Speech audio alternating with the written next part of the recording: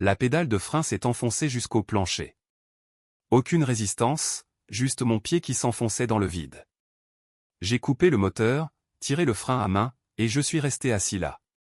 La lecture du testament de grand-père était dans 40 minutes. 1 200 000 $ sur le papier, et mes freins venaient de lâcher. Je suis sorti, j'ai attrapé mon cric rouleur dans le garage, le vrai, pas le cric en ciseaux de secours. 20 livres d'acier que grand-père m'avait donné avec la voiture. Je l'ai positionné sous le châssis. J'ai pompé jusqu'à ce que la roue avant ne touche plus le béton. 4 écrous de roue dévissés. La roue est tombée à côté de moi. Je me suis glissé dessous avec la lampe de poche de mon téléphone. La conduite de frein n'était pas corrodée. Elle était coupée net. Droit à travers le tube d'acier.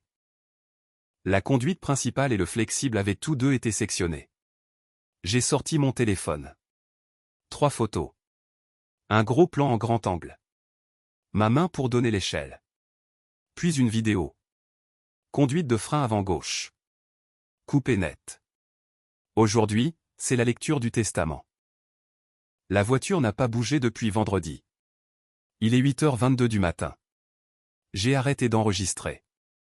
Je suis ressorti. Les chiffres se sont vite alignés. La succession de grand-père, 1 200 000 $. La maison, payée en 1993. Des comptes de retraite de 40 ans chez Reed Electric & Contracting. Des fonds indiciels qu'il avait alimentés chaque mois depuis la vente de l'entreprise en 2009. Le bénéficiaire principal, c'était moi. Il m'avait envoyé le résumé par email le mois dernier. Juste pour que tu ne tombes pas des nues, Daniel. L'objet du mail, planification successorale. Lisa. Pas de salutations, juste des chiffres et des détails de compte. C'était tout grand-père. Les faits avant les sentiments. 2 semaines plus tard, l'hôpital, insuffisance cardiaque, parti en 3 jours. Si je ne me présentais pas aujourd'hui, les bénéficiaires secondaires prenaient ma place. Mon père avait une clé de cette maison. Kyle aussi. Pour les urgences, m'avait dit papa quand j'ai emménagé. Apparemment, 1 200 000 $, ça comptait comme une urgence. Je suis rentré à l'intérieur, j'ai pris la clé de rechange dans le bol, j'ai pris une photo, et j'ai ouvert ma conversation par texto avec papa. Dernier message, ne sois pas en retard lundi. Le temps de l'avocat coûte cher. Je n'ai pas répondu. Pas encore. J'ai plutôt composé le numéro non urgent du shérif. Bureau du shérif. Daniel Reed. Quelqu'un a coupé mes conduites de frein. Je suis censé être à une lecture de testament ce matin. Plus d'1 million de $ en jeu. Les personnes qui étaient au courant ont les clés de chez moi. L'ennui dans sa voix s'est évaporé. Êtes-vous en danger? Je suis dans mon allée. Je l'ai découvert avant de démarrer. Je vous mets en relation avec l'inspecteur Harris. Clic, sonnerie. Ici Harris. Daniel Reed. Conduite de frein coupée net. Lecture du testament aujourd'hui. La succession de mon grand-père est d'1 200 000 $. Je suis le bénéficiaire principal. Mon père et mon frère sont les secondaires. Ils ont tous les deux les clés. Je l'ai découvert quand la pédale s'est enfoncée. Je n'ai pas conduit depuis vendredi. 3 secondes de silence. Votre adresse. Je la lui ai donnée. Vous avez pris des photos? Des photos et une vidéo. Horodatée. Ne touchez plus à rien. Une Camry argentée dans 10 minutes. Avez-vous des caméras de sécurité? La caméra de la sonnette couvre l'allée. Nous aurons besoin de ces images. Ne conduisez nulle part. Prenez un VTC. Nous vous suivrons jusqu'à la lecture. Me suivre? Si quelqu'un a essayé de vous faire du mal pour de l'argent, je veux entendre ce qu'ils diront quand ils vous verront entrer, vivant. Il a raccroché. J'ai ouvert Uber, j'ai commandé une course pour le centre-ville. 18h47 confirmé. Puis, j'ai ouvert l'application de ma caméra de sonnette. J'ai remonté jusqu'à la nuit dernière. 23h47 rien. Minuit 22 rien. 2h14 du matin. Mouvement détecté. J'ai lancé la lecture. La vidéo était granuleuse en mode vision nocturne, une obscurité teintée de vert. Une silhouette a remonté mon allée, capuche relevée, visage baissé, s'est arrêtée près de ma voiture, a regardé autour d'elle une fois, s'est accroupie près de la roue avant côté conducteur, et y est restée 4 minutes. L'horodatage avançait. 2h14, 2h15, 2h16, 2h17, 2h18. À 2h18, la silhouette s'est relevée, a redescendu l'allée, a tourné à droite sur le trottoir, et est sortie du champ. J'ai rembobiné, fait une pause sur l'image la plus nette. Le souhait à capuche, la carrure, la démarche. Je connaissais cette démarche. Kyle, mon petit frère, celui dont papa disait toujours qu'il avait juste besoin d'être guidé. Mon petit frère qui avait bousillé sa voiture en 2e année de fac et à qui papa en avait acheté une neuve, celui que j'avais sorti de prison pour une conduite en état d'ivresse il y a 3 ans, parce que la famille, ça s'entraide. Ce petit frère venait d'essayer de me détruire. J'ai sauvegardé la vidéo, l'ai exportée, et l'ai envoyée à mon propre email. 8 minutes plus tard, une Camry argentée s'est garée. 2 hommes en civil. Daniel Reed? Oui. Des badges suspendus à des chaînes. Je suis Harris. Voici Ortiz. Je leur ai montré la voiture. Ortiz s'est accroupi et a sifflé. C'est délibéré, ça. Harris a enfilé des gants, a pris ses propres photos. Quand avez-vous conduit pour la dernière fois? Vendredi soir. Directement à la maison. Qui a les clés? Mon père et mon frère, Kyle. Quelle est leur part dans le testament? Papa reçoit 150 000 $. Kyle, 50 000. Tous les deux sous condition. Je reçois environ 900 000 $ plus la maison de grand-père. Harris s'est redressé. Grosse différence. Mon grand-père était très précis sur qui méritait quoi. C'est-à-dire que je l'aidais dans l'entreprise quand j'étais gamin. Je travaillais l'été à faire des devis, commander des matériaux, de la comptabilité de base. Kyle et papa, ils venaient pour le dîner de Noël et demandaient des prêts. Ortiz s'est relevé. Vous avez dit que vous aviez des images de caméra. J'ai sorti mon téléphone, je leur ai montré la vidéo. Harris l'a regardé 2 fois. Pouvez-vous l'identifier? C'est Kyle. Je reconnais sa démarche. C'est son sweat à capuche. Il le portait à Thanksgiving. Il va falloir nous envoyer ça. Je l'ai transféré sur le champ. Son téléphone a sonné. Reçu, a dit Harris. Ça change les choses. On a le mobile, l'opportunité, et maintenant une vidéo le plaçant sur les lieux à ce moment-là. Une Prius bleue a tourné dans ma rue. Mon Uber. C'est ma course. Harris a hoché la tête. On vous retrouve au centre-ville. Quelle est l'adresse? Jefferson et la 6e. Parker Law Group, au 9e étage. Nous serons dans le bâtiment. On ne s'annoncera pas. On va juste observer. Laissez votre famille parler librement. Voyons ce qu'ils diront quand leur plan échouera. J'ai attrapé mon sac à dos, fermé la porte à clé, et je suis monté dans la Prius. Le chauffeur sentait la boisson énergisante et avait mis de la pop à faible volume. Centre-ville, Jefferson et la 6e. Il a démarré. J'ai regardé ma maison disparaître dans le rétroviseur. La Civic, toujours sur le cric. La preuve de quelque chose qui avait failli fonctionner. Mon téléphone a vibré. Kyle, tu es en route ou quoi? Papa est déjà en ville. J'ai fixé le message. Les mêmes mains qui avaient tapé ça avaient tenu une pince coupante 8 heures plus tôt. Moi, ouais, j'arrive. Kyle, sois pas bizarre avec ça. C'est juste de la paperasse. Juste de la paperasse. La ville défilait à l'extérieur. Des cafés qui ouvraient, des gens qui promenaient leurs chiens. Un lundi matin normal pour tout le monde, sauf pour moi. J'ai pensé à grand-père, Edward Reed. Né en 1948, il avait abandonné le lycée pour travailler dans la construction. Il a obtenu sa licence d'électricien à 19 ans. A fondé Reed Electric en 1975 avec une vieille camionnette et une boîte à outils. L'a transformé en une entreprise de 20 employés avec des contrats commerciaux. L'a vendu en 2009 pour 340 000 $. A remboursé sa maison. A mis le reste dans de banals fonds indiciels. Vivait modestement. Conduisait un Tacoma de 1998 jusqu'à sa mort. Faisait ses courses chez Costco. Se coupait les cheveux lui-même. Les intérêts composés et le temps, m'avait-il dit un jour. C'est la seule magie qui fonctionne. Il avait payé mes études universitaires locales quand papa disait que c'était jeter de l'argent par les fenêtres. Il avait co-signé mon premier prêt auto quand papa disait que je devais apprendre la responsabilité financière par moi-même. Il m'avait envoyé le résumé de sa succession avec une seule ligne à la fin. Tu l'as mérité. Ne les laisse pas te convaincre du contraire.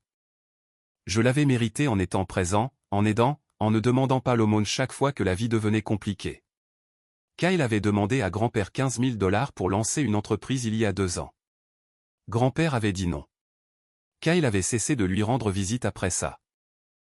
Papa avait demandé à grand-père d'investir dans le projet immobilier foireux d'un de ses copains l'année dernière. Grand-père avait dit que c'était une arnaque. Papa l'avait traité de paranoïaque et de sénile. Ils se sont pointés à l'enterrement avec des larmes et des éloges funèbres. Moi, je me suis pointé pendant 30 ans avec un tournevis et de la patience. Grand-père connaissait la différence. L'immeuble Parker se dressait devant moi. 9 étages de verre sombre et des tarifs horaires exorbitants. Mon chauffeur s'est arrêté au bord du trottoir. On y est, mec. J'ai vérifié l'application.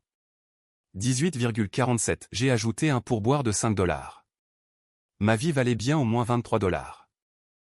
Merci. Je suis sorti dans le vent du centre-ville. J'ai zippé ma veste. À travers les portes tournantes, j'ai vu le hall en marbre, le bureau de la sécurité, les ascenseurs, et tout à gauche, 2 hommes en civil sur un banc, téléphone à la main, l'air d'attendre un rendez-vous chez un avocat qu'ils n'avaient certainement pas. Harris et Ortiz étaient arrivés avant moi. Je suis entré. La sécurité m'a fait signe de passer, j'ai appuyé sur le bouton du 9, les portes se sont fermées. Mon reflet me fixait depuis l'acier poli.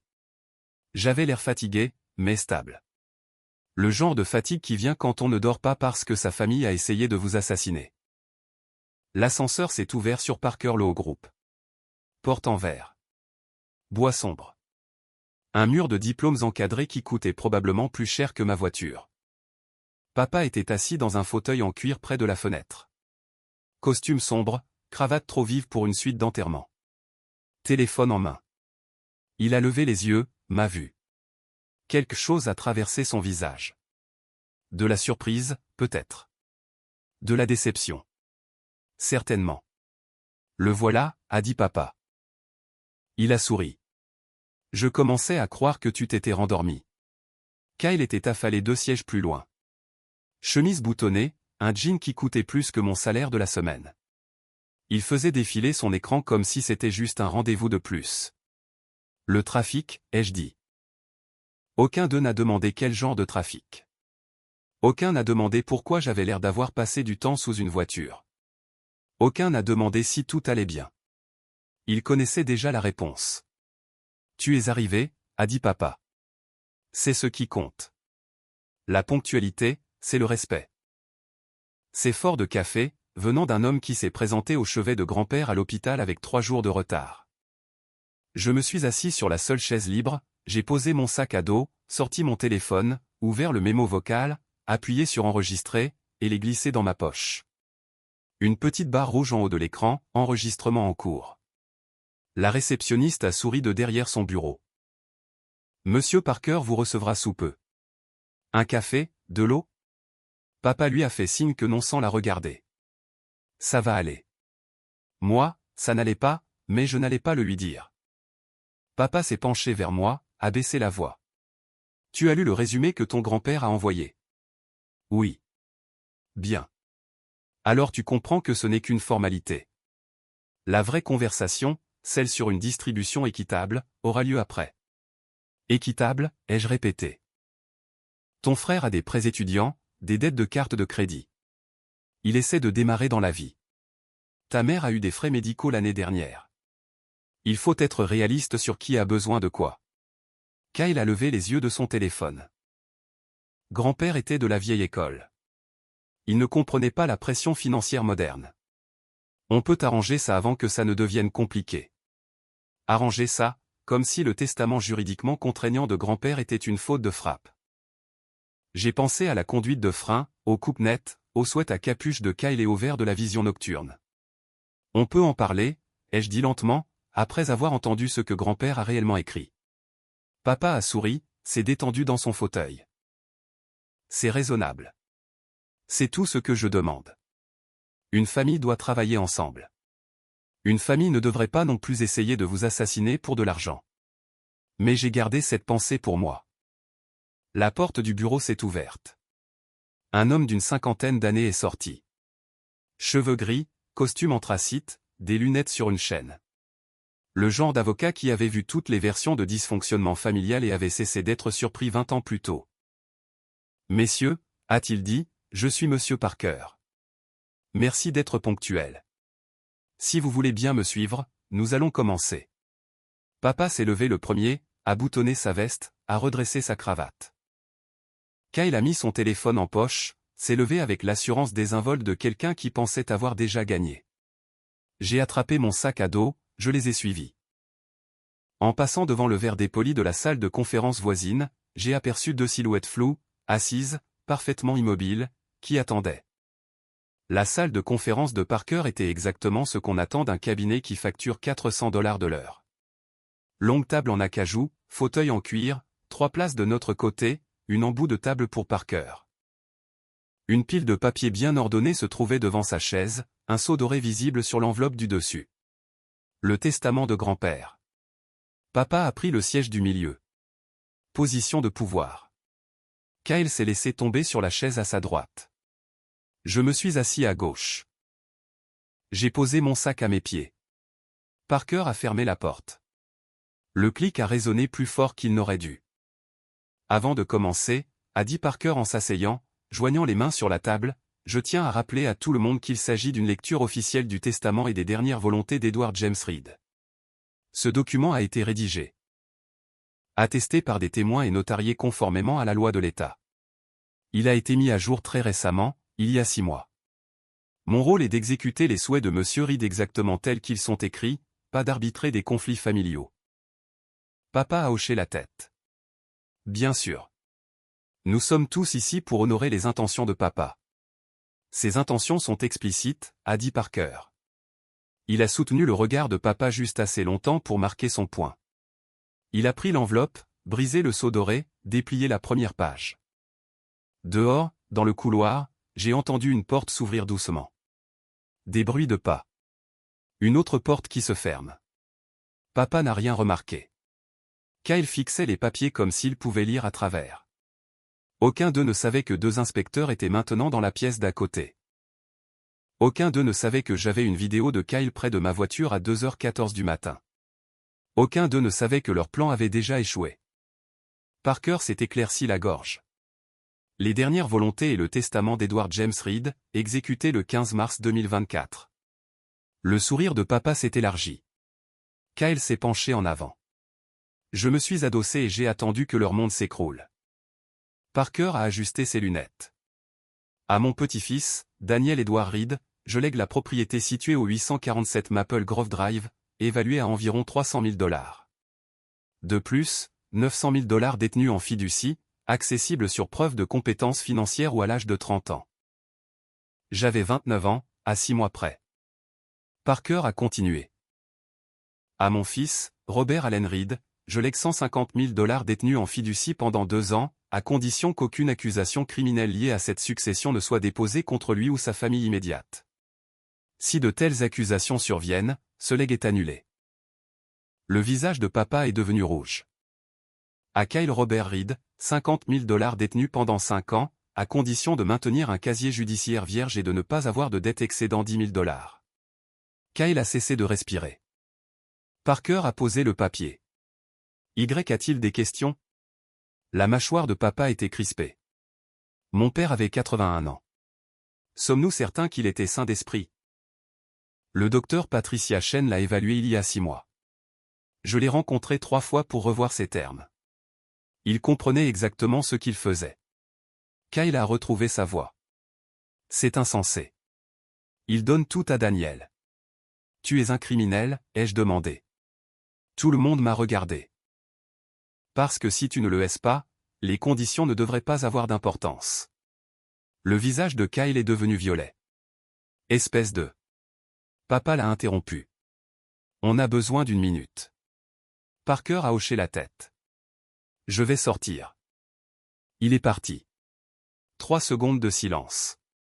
Puis j'ai sorti mon téléphone, j'ai montré à papa la photo de ma conduite de frein. Quelqu'un a coupé mes freins ce matin. Papa a fixé la photo. Ta voiture est vieille. Les choses cassent. Les conduites de frein ne se coupent pas toutes seules. Et la police a une vidéo de quelqu'un près de ma voiture à 2h14 du matin. Kyle est devenu blême. L'inspecteur Harris enquête, ai-je continué. Si des accusations sont déposées, la clause de la succession s'active. Papa s'est levé. Kyle, on s'en va. Monsieur Parker a demandé. Je m'en fiche. Ils sont partis. Je suis resté assis dans la salle de conférence silencieuse. Mon téléphone a vibré. Harris, image confirmée. On obtient un mandat. Restez prudent. Je suis sorti 20 minutes plus tard, sous le soleil de midi. Pas de famille qui attendait, personne avec qui célébrer, juste moi et un héritage que j'avais mérité en étant présent. Je me suis arrêté dans une quincaillerie sur le chemin du retour. J'ai acheté un pen dormant, 47 $, je l'ai installé moi-même cet après-midi-là. 20 minutes avec une perceuse et un tournevis. L'ancienne serrure est allée à la poubelle. Fini les clés de rechange pour les urgences. Cette nuit-là, je n'ai pas pu dormir. Je n'arrêtais pas de penser à Kyle, à 7 ans, qui me suivait dans le jardin, à 14 ans, qui demandait de l'aide pour ses devoirs, à 21 ans, qui m'appelait en pleurant après sa conduite en état d'ivresse. Mon petit frère, qui a coupé mes freins. Je me suis levé à 2 heures du matin, j'ai fait du café, je me suis assis à la table de ma cuisine, j'ai ouvert mon ordinateur portable. J'ai cherché sur Google, ordonnance restrictive Kyle Reid. Ça a pris 3 essais avec différents termes de recherche. Puis je l'ai trouvé. Archives du tribunal de 2020. Amanda Price contre Kyle Robert Reid. Demande de protection contre le harcèlement. J'ai cliqué sur le résumé de l'affaire. Dossier public. Le défendeur a contacté la plaignante 47 fois en 3 jours après la fin de leur relation. S'est présenté sur le lieu de travail de la plaignante. A envoyé des messages menaçants. La plaignante craint pour sa sécurité. Décision, ordonnance restrictive accordée. Règlement d'1 an, affaire classée. Accord confidentiel. Papa l'avait payé pour qu'elle se taise. J'ai enregistré le PDF sur mon bureau. J'ai cherché à nouveau. Kyle Reid, conduite en état d'ivresse 2022. J'ai trouvé le rapport d'arrestation. Taux d'alcoolémie de 1,15. Presque 2 fois la limite. Contrôle routier à 1h47 du matin.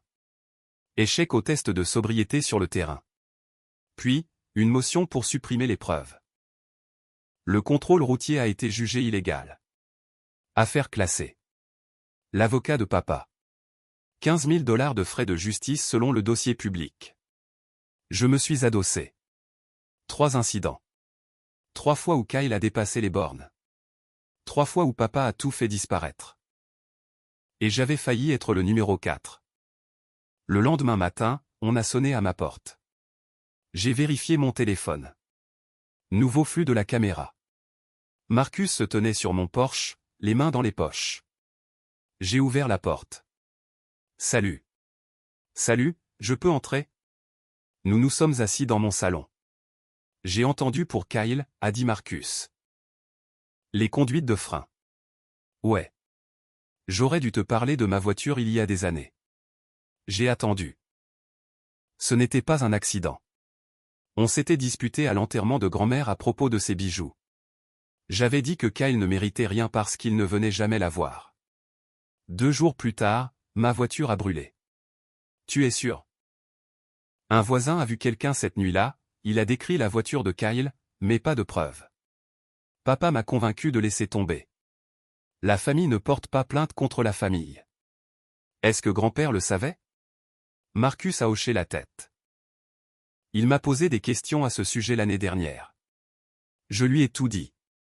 Il a dit qu'il prenait des mesures pour te protéger. Le testament, les conditions, la clause criminelle.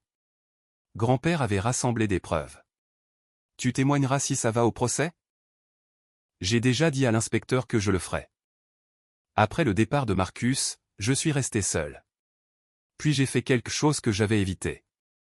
J'ai conduit jusqu'à la maison de grand-père. La clé était toujours sous la 3e planche du Porsche, exactement là où il l'avait toujours gardée. Je suis entré. La maison sentait le café et le vernis à bois, comme chaque dimanche que j'avais passé ici en grandissant. Le courrier s'empilait sur la table, des factures, de la pub, un magazine sur les fonds indiciels. J'ai traversé lentement. La cuisine était propre. La vaisselle rangée. La cafetière débranchée. Le salon. Son fauteuil. La télécommande sur la coudoir. Le guide TV d'il y a 2 mois. La chambre, le lit fait. Le placard organisé par couleur. Les chaussures alignées. Il était prêt. Il savait qu'il allait mourir. Il avait tout mis en ordre. J'ai trouvé le classeur dans son bureau. 2e tiroir. Étiqueté, planification successorale. À l'intérieur, des copies du testament, des relevés bancaires, des registres d'investissement, et un dossier étiqueté Daniel. Je l'ai ouvert. À l'intérieur, chaque carte d'anniversaire que je lui avais envoyée, chaque mot de remerciement, des photos de nous travaillant ensemble sur des chantiers, une lettre datée d'il y a 6 mois. Je l'ai dépliée. Daniel, si tu lis ceci, c'est que les choses se sont compliquées. Ton père est faible. Kyle est dangereux. Je te laisse la plus grosse part parce que tu l'as mérité en étant présent. Ils te mettront la pression. Ils diront que j'étais sénile. Ne les crois pas. Les conditions ne sont pas une punition. C'est une protection. S'ils s'en prennent à toi, ils perdent tout. Reste fort. Souviens-toi, les gens te montrent qui ils sont vraiment quand il y a de l'argent en jeu. Grand-père. Je l'ai lu 3 fois. Puis je l'ai photographié, l'ai sauvegardé sur mon téléphone, j'ai remis l'original dans le dossier, et j'ai passé les 2 heures suivantes à éplucher ces documents. Tout était organisé, codé par couleur, avec des renvois. L'homme s'était préparé pour la guerre. J'ai trouvé un autre dossier. Kyle Robert Reed. À l'intérieur, des articles imprimés sur l'ordonnance restrictive, le résumé de l'affaire de conduite en état d'ivresse, le rapport de l'enquêteur d'assurance sur la voiture de Marcus.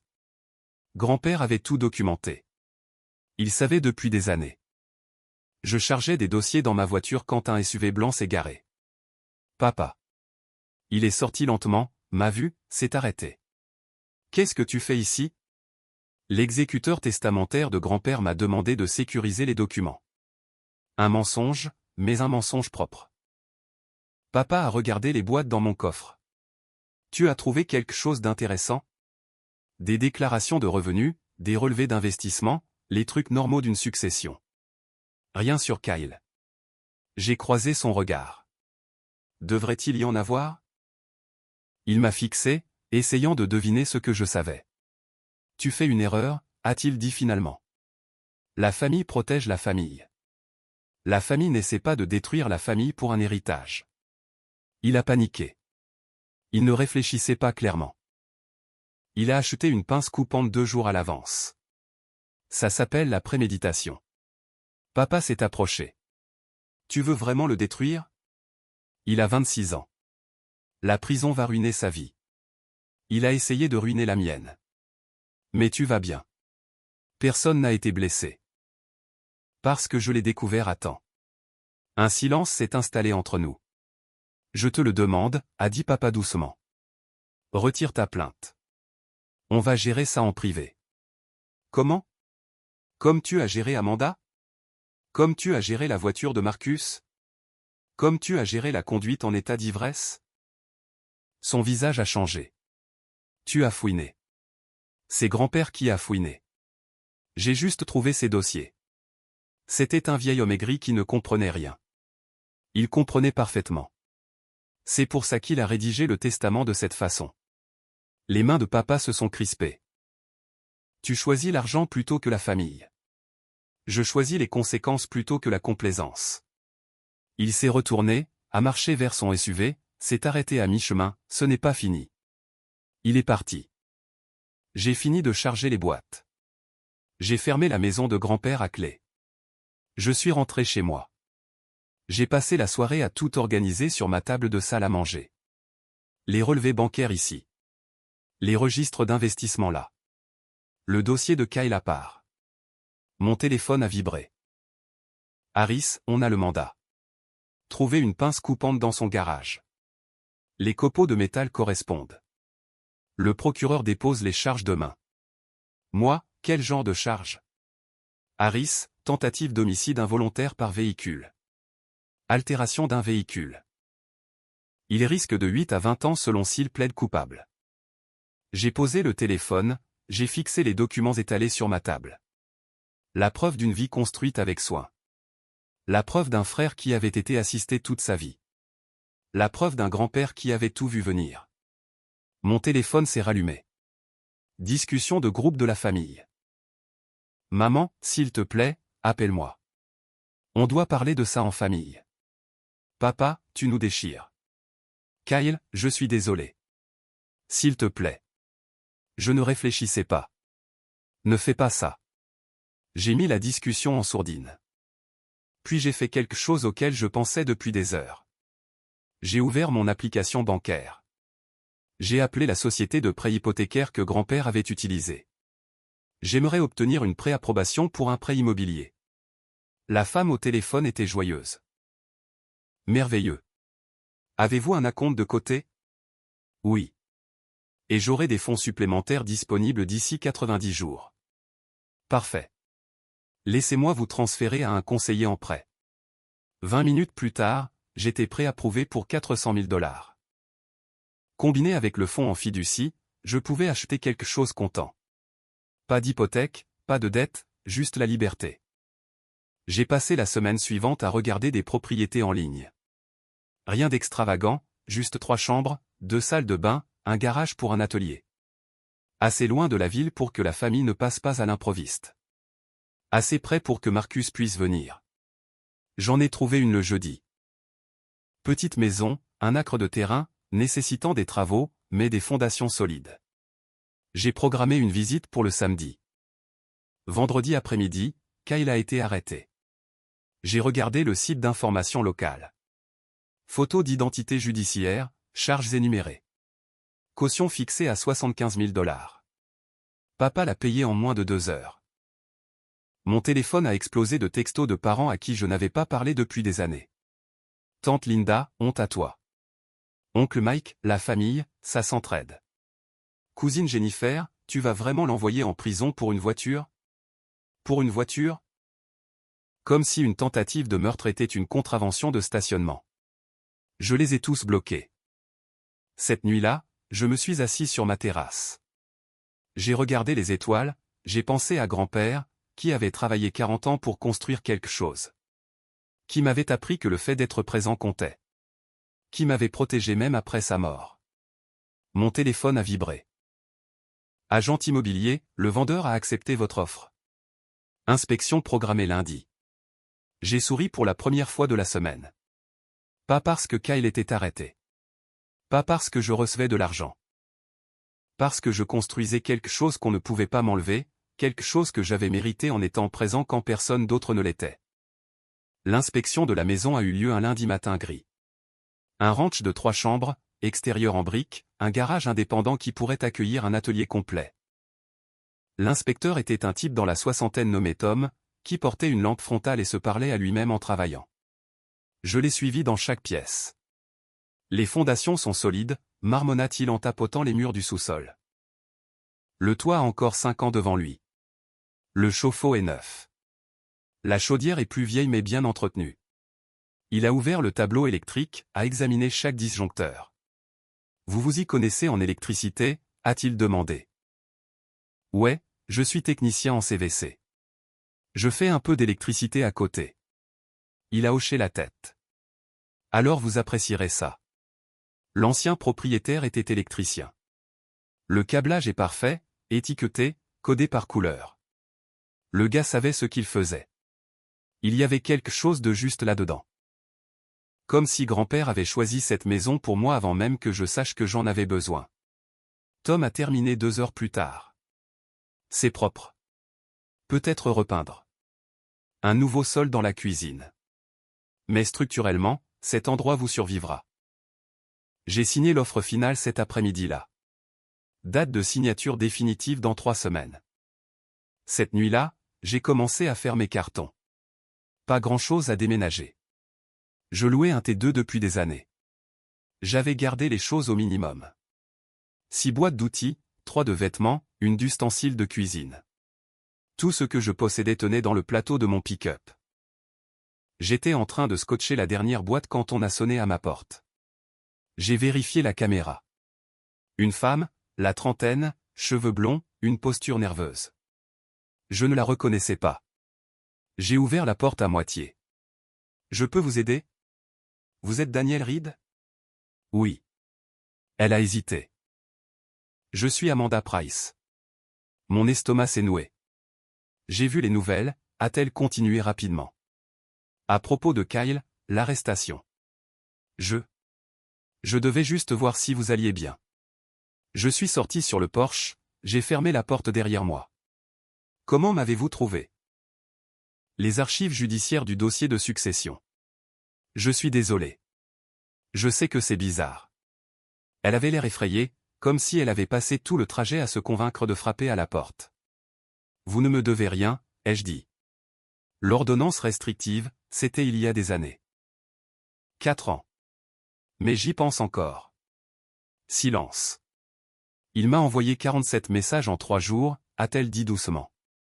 Il s'est pointé à mon travail 2 fois, a appelé chez mes parents. Je pensais qu'il allait me détruire. L'a-t-il fait? Non, mais j'avais l'impression qu'il me surveillait toujours, qu'il attendait. L'avocat de votre père m'a offert 10 000 $ pour que je laisse tomber. Il a dit que Kyle avait juste besoin d'aide. Que la famille s'en occupait. Ils vous ont payé pour disparaître. Oui, et j'ai accepté parce que j'avais peur. Mais j'ai toujours eu l'impression que j'aurais dû en faire plus. Peut-être que si j'avais porté plainte, il n'aurait pas, elle s'est interrompue. Essayer de faire du mal à son frère, ai-je terminé. Elle a hoché la tête. Ce n'est pas votre faute, ai-je dit. Vous avez fait ce que vous deviez faire. C'est lui qui n'a cessé d'escalader. L'inspecteur m'a appelé, m'a demandé si je témoignerais. Le ferez-vous? Je ne sais pas. Je suis marié maintenant. J'ai une fille. Je ne veux pas qu'elle grandisse en sachant que sa mère a participé à une histoire de vengeance familiale. Ce n'est pas de la vengeance, ce sont des conséquences. Elle m'a regardé un long moment. Il parlait de vous. Il disait que vous étiez celui à qui tout le monde le comparait. Le responsable. Celui qui ne faisait jamais d'erreur. Je ne suis pas parfait. Mais vous n'avez pas coupé les conduites de frein de quelqu'un. Argument valable. Elle m'a tendu un morceau de papier plié. C'est mon numéro. Si l'inspecteur a besoin de moi, je le ferai, mais je dois y réfléchir. Elle est partie. Je suis rentré, j'ai déplié le papier, un numéro de téléphone et une note. Je suis désolé que cela vous soit arrivé. Il aurait dû être arrêté il y a des années. Je l'ai posé sur le comptoir, je l'ai fixé pendant 10 minutes. Puis j'ai appelé Harris. Amanda Price vient de se présenter chez moi. Elle a fait quoi? Elle est passée, a dit que vous l'aviez appelée pour témoigner. Je l'ai fait, mais je lui ai dit d'y réfléchir, pas d'aller vous trouver. Elle voulait s'assurer que j'allais bien. Et elle a dit qu'elle témoignerait si on en avait besoin. Harris est resté silencieux un moment. Ça change les choses. Si elle est prête à établir un schéma de comportement, le procureur peut demander la peine maximale. C'est-à-dire 20 ans. Kyle ne pourrait pas demander de libération conditionnelle avant 15 ans. 15 ans. Kyle aurait 41 ans. J'en aurais 44. Le temps qu'il sorte, j'aurais vécu une vie entièrement différente. Son avocat pousse pour une négociation de peine, a continué Harris. 8 ans, dehors en 5 avec bonne conduite. Le procureur veut vous rencontrer avant de décider. Pourquoi moi? Parce que vous êtes la victime. Votre avis compte. J'ai raccroché. Je me suis assis sur mon canapé. J'ai pensé à Kyle à 7, 10, 15 ans. J'ai pensé à Amanda, à Marcus, à la conduite en état d'ivresse. J'ai pensé à la lettre de grand-père. Les gens te montrent qui ils sont vraiment quand il y a de l'argent en jeu. Kyle m'avait montré qui il était. 3 jours plus tard, j'étais chez Home Depot en train d'acheter de l'enduit pour cloison sèche quand je l'ai entendu. J'ai entendu dire qu'il est vindicatif, qu'il utilise le système judiciaire pour punir la famille. Je me suis retourné. 2 femmes. L'une était ma tante Carole, la sœur de ma mère. L'autre était quelqu'un que je ne reconnaissais pas. Elle se tenait dans l'allée d'à côté. Elles ne m'ont pas vu. Il pourrait retirer les charges, a continué tante Carole. Mais il choisit de détruire Kyle pour une erreur. C'est horrible, a dit l'autre femme. Daniel a toujours été froid, même enfant. Il n'a jamais voulu participer aux événements familiaux. Je suis resté là, l'enduit à la main. Froid, parce que je ne venais pas à des événements où j'étais traité comme un figurant. Parce que je ne prêtais pas d'argent que je ne reverrai jamais. Parce que je n'ai pas laissé mon frère me détruire pour un héritage. Je suis passé devant elle, sans dire un mot, j'ai payé, j'ai chargé mon pick-up, et j'ai conduit jusqu'à la nouvelle maison. Elle était vide. La signature était encore dans 2 semaines, mais l'inspecteur m'avait donné les clés pour une dernière visite. Je suis entré, je me suis tenu dans le salon, mur nu, sol rayé, luminaire démodé, mais c'était à moi. J'ai marché jusqu'au garage, j'ai ouvert la porte. Un espace pour 2 voitures, sol en béton, un mur en panneaux perforés, un établi intégré dans le coin. Je le voyais déjà. Les outils organisés, les projets en cours, un espace pour construire des choses, un espace pour réparer des choses, un espace que personne ne pourrait m'enlever. J'ai passé l'heure suivante à mesurer, planifier, photographier. Quand je suis parti, le soleil se couchait. Mon téléphone a vibré. Marcus, bière vendredi, chez moi. Moi, ouais, j'apporte à manger. Premier plan social en 2 semaines. Ce vendredi-là, je suis arrivé à l'appartement de Marcus avec une pizza et un pack de 6. On a mangé, on a regardé un match, on n'a pas parlé de Kyle, ni du procès, ni de rien de tout ça. Juste des trucs normaux entre cousins. À mi-chemin de la 2e bière, Marcus a demandé « Comment tu tiens le coup ?»« Ça va. J'ai acheté une maison. » Sans blague. Je signe dans 2 semaines. C'est énorme, mec. Où ça? Je lui ai dit. Il l'a cherché sur son téléphone. Sympa. Rue calme. De bonnes fondations. Il y a du boulot, mais j'ai le temps. Besoin d'aide pour déménager. Honnêtement, ouais. J'en suis. Dis-moi juste quand. On a fini le match. Je suis rentré chez moi. Pour la première fois depuis des semaines, j'avais l'impression que quelque chose était normal, que tout n'était pas en train de s'effondrer. Le lendemain matin, on a martelé ma porte. Pas des coups, un martèlement. J'ai vérifié la caméra. Oncle Mike, tante Carole, une autre tante que je reconnaissais à peine. La famille élargie, les renforts. J'ai ouvert la porte, mais je ne les ai pas invités à entrer. On doit parler, a dit oncle Mike. À propos de quoi? À propos de ce que tu fais à cette famille. Je ne fais rien. Kyle a coupé mes conduites de frein. Il a fait une erreur, a dit tante Carole. Une erreur stupide. Mais tu vas trop loin. Une tentative de meurtre n'est pas une erreur. C'est ton frère. Et je suis sa victime potentielle. Oncle Mike s'est avancé. Tu as le choix, ici. Retire les charges. Laisse la famille gérer ça en privé. On s'assurera qu'ils reçoivent de l'aide. Comme vous vous en êtes assuré après l'ordonnance restrictive, après la voiture de Marcus, après la conduite en état d'ivresse? Ils ont tous cligné des yeux. Je suis au courant de tout ça, ai-je continué. Grand-père a tout documenté. Le visage de tante Carole est devenu rouge. Ton grand-père était un vieil homme aigri qui faisait du favoritisme. Il protégeait les gens qui étaient présents. Le reste d'entre vous ne voulait que des aides financières. Ce n'est pas juste, a-t-elle dit.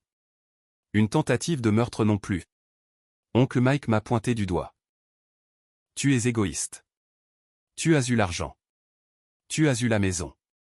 Laisse Kyle avoir sa vie. Il a essayé de prendre la mienne. Mais tu vas bien. Je l'ai fixé. Je vais bien parce que j'ai trouvé les coupures avant de conduire. Si j'étais sorti de l'allée, je serais mort et vous seriez tous à mon enterrement en faisant semblant de vous en soucier. Silence. On a fini ici, ai-je dit. J'ai fermé la porte, les verrouillé, et je suis resté dans mon entrée pendant qu'ils criaient depuis le porche pendant 3 minutes. Puis ils sont partis. Je me suis assis sur mon canapé, les mains tremblantes, pas de peur, de colère. Ils ne se souciaient pas que j'ai failli me tuer. Ils se souciaient que je rende les choses incommodes pour eux. Mon téléphone a sonné. Maman. Je l'ai laissé aller à la messagerie. Je l'ai écouté 5 minutes plus tard. Daniel, ça a été trop loin. L'avocat de Kyle veut négocier un accord. 8 ans, mais il ne l'acceptera que si tu acceptes de faire une déclaration de la victime qui soutient la clémence. Tu dois le faire. C'est ton frère. S'il te plaît. Je l'ai supprimé. Cet après-midi-là, j'ai rencontré la procureure. Elle s'appelait Patricia Simons, fin de la quarantaine, des yeux perçants, une énergie directe. L'avocat de Kyle a offert une négociation de peine, a-t-elle dit. Coupable de tentative d'homicide involontaire par véhicule, 8 ans, dehors en 5. Et si on va au procès? On demanderait la tentative de meurtre, 20 ans minimum. Mais les procès sont risqués. Les jurys sont imprévisibles. Que recommandez-vous? Honnêtement, l'accord est solide. Il garantit une condamnation. Il garantit une peine de prison. Et ça veut dire que vous n'avez pas à témoigner. Avez-vous besoin d'un mandat? Pas s'il plaide coupable. Son témoignage servirait à alourdir la peine si on allait au procès. J'y ai réfléchi. 5 ans garantis. Contre le risque qu'un jury le laisse s'en tirer. De quoi avez-vous besoin de ma part? Une déclaration de la victime. Vous pouvez demander la clémence ou la peine maximale. C'est à vous de décider. Quand? L'audience de détermination de la peine est dans 2 semaines. Le même jour que la signature de votre maison, en fait. Bien sûr que ça l'était. Je le ferai, ai-je dit. Mais je ne demanderai pas la clémence. Elle a hoché la tête. Compris. J'ai quitté son bureau, j'ai conduit jusqu'à la nouvelle maison, j'ai traversé les pièces vides, j'ai pensé à ce que je dirais lors de l'audience. J'ai pensé à grand-père, qui m'avait appris que les conséquences comptent. J'ai pensé à Kyle, qui n'y avait jamais fait face. J'ai sorti mon téléphone, j'ai ouvert les notes, j'ai commencé à écrire. Madame la juge, je m'appelle Daniel Reed. J'ai écrit pendant 1 heure, j'en ai supprimé la moitié, je l'ai réécrit. Quand je suis parti, j'avais 3 paragraphes. Froid, clair, vrai. Pas de colère, pas de supplication, juste des faits. Cette nuit-là, j'ai dormi mieux que depuis des semaines. Pas parce que Kyle allait en prison, mais parce que j'avais enfin cessé de porter le poids des choix de tous les autres. Ils avaient pris leur décision. Maintenant, ils allaient vivre avec. Et moi aussi. L'audience de détermination de la peine était à 9 heures du matin. La signature de la maison était à 11 heures. J'ai porté le même costume pour les deux. La salle d'audience était plus petite que ce à quoi je m'attendais. Boiserie, néon, 20 rangées de bancs. Kyle était assis à la table de la défense, en combinaison orange, menotté, plus maigre que dans mon souvenir. Il ne m'a pas regardé quand je suis entré. Papa était assis 3 rangs derrière. Maman à côté de lui. Jenna, quelques tantes et oncles. Marcus était assis de mon côté de l'allée, seul. La juge était une femme d'une 60aine d'années, cheveux argentés, lunettes de lecture. Monsieur Reed, vous avez plaidé coupable de tentative d'homicide involontaire par véhicule et d'altération d'un véhicule à moteur. Avant de prononcer la sentence, j'entendrai la victime. La procureure m'a fait un signe de tête. Je me suis levé, j'ai marché jusqu'au pupitre, j'ai déplié ma déclaration. Madame la juge, je m'appelle Daniel Reed. Le 18 novembre, j'ai découvert que mes conduites de frein avaient été coupées. Si je ne les avais pas trouvées avant de conduire, j'aurais eu un accident, et je serais peut-être mort. La personne qui a fait ça était mon jeune frère. Kyle Reed. Pendant des années, ma famille a couvert le comportement de Kyle. Une ordonnance restrictive, des dommages matériels, une conduite en état d'ivresse. À chaque fois. Mon père a payé pour faire disparaître les conséquences. Kyle a appris que les actions n'ont pas de conséquences si on a les bonnes relations. Il avait tort. Je ne demande pas la clémence. Je demande la responsabilité. 8 ans, c'est approprié, non pas parce que je suis en colère. Mais parce que quelqu'un qui essaie de détruire son frère pour un héritage doit comprendre que les actions comptent. Merci. J'ai replié le papier, je suis retourné à ma place. L'avocat de Kyle s'est levé ensuite, a parlé du remords de Kyle, de son potentiel, de ses jeunes enfants. La juge a écouté sans expression. Puis elle a parlé. Monsieur Reed. Vous avez commis un acte de violence calculé contre un membre de votre famille pour un gain financier. La seule raison pour laquelle votre frère est en vie est qu'il est assez compétent pour inspecter son propre véhicule. Vous purgez une peine de 8 ans dans une prison d'État. Vous serez éligible à la libération conditionnelle après 5 ans avec bonne conduite. Huissier. Kyle s'est levé, a regardé papa. Le visage de papa était de pierre. Ils ont emmené Kyle. Je suis sorti de la salle d'audience dans la lumière vive du couloir. Marcus m'a rattrapé. Ça va? Ouais. C'était froid. C'était vrai. Je sais. C'est pour ça que ça a marché. Nous sommes sortis. Maman se tenait près des marches du palais de justice. Elle semblait plus petite, en quelque sorte. Plus vieille. Daniel. Je me suis arrêté. Tu es content maintenant, a-t-elle demandé. Il va en prison. Je ne suis pas content. Je suis juste. Fini. Fini avec quoi? Fini de couvrir, de permettre, de prétendre que la famille signifie protéger les gens des conséquences. C'est ton frère. Et je suis la personne qui l'a essayé de détruire. Elle a ouvert la bouche, l'a refermée. Rien n'est sorti. J'ai marché jusqu'à mon pick-up. Marcus a suivi. Signature de la maison dans 90 minutes, ai-je dit. Tu veux venir? Carrément.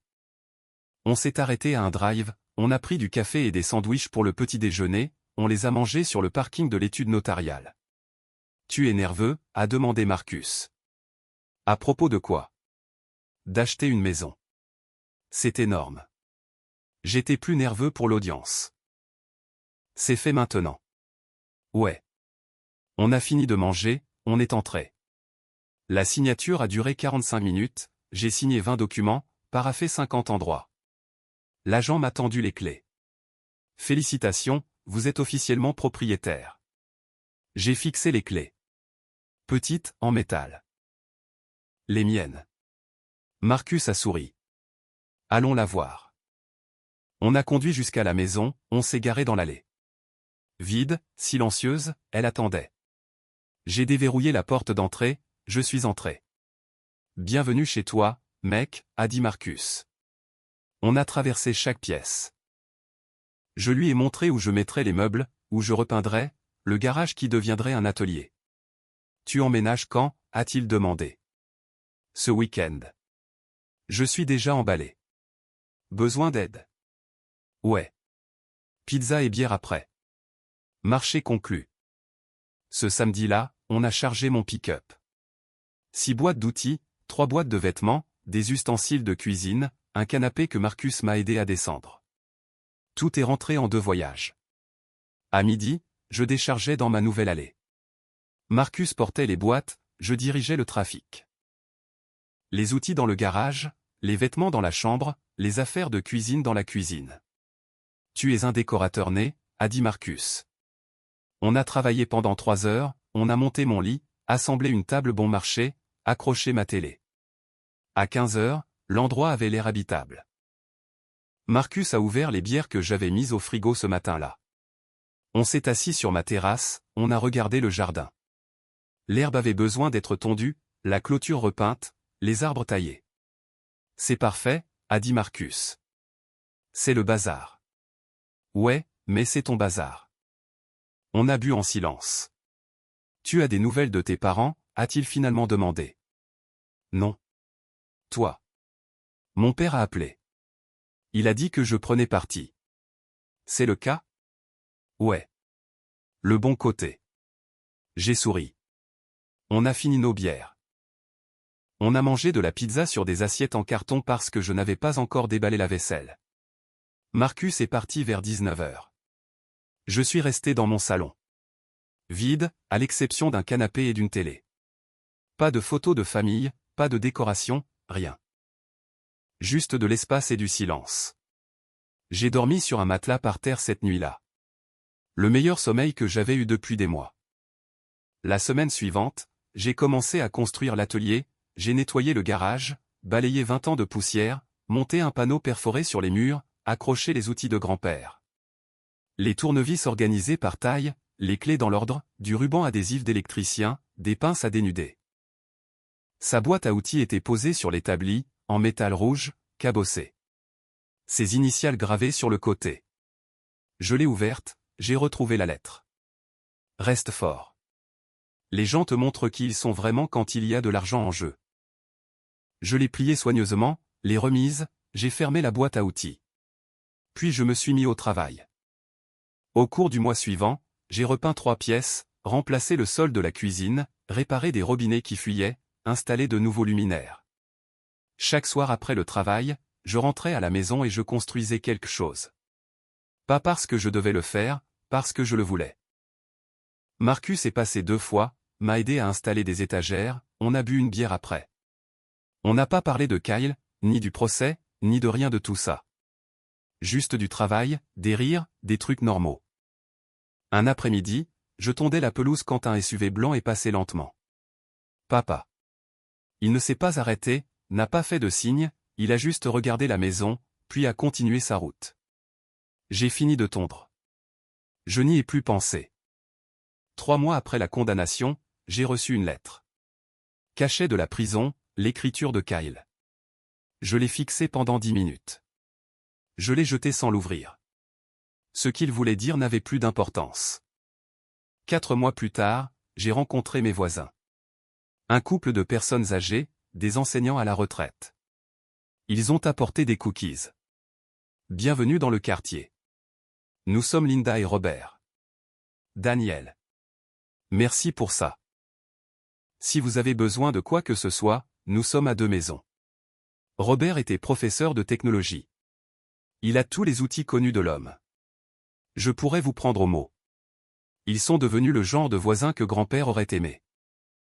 Calme, serviable, s'occupant de leurs affaires, mais présent quand ça comptait.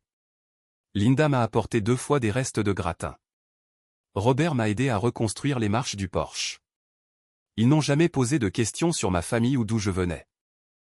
Ils m'ont juste accepté comme le gars qui réparait des choses et tondait sa pelouse le samedi.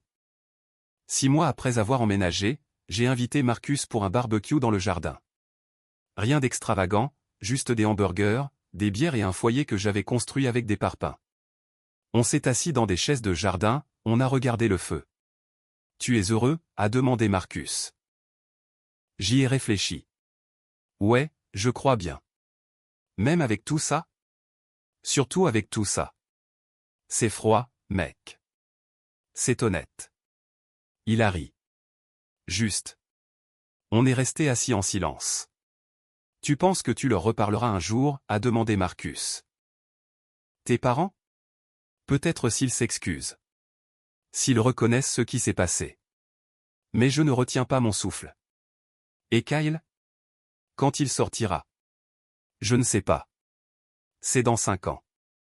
J'aurai 34 ans. Je serai une personne différente d'ici là. Tu penses qu'il sera différent? Probablement pas, Marcus a hoché la tête. Alors tu sais déjà. Le feu crépitait, les étoiles sont apparues.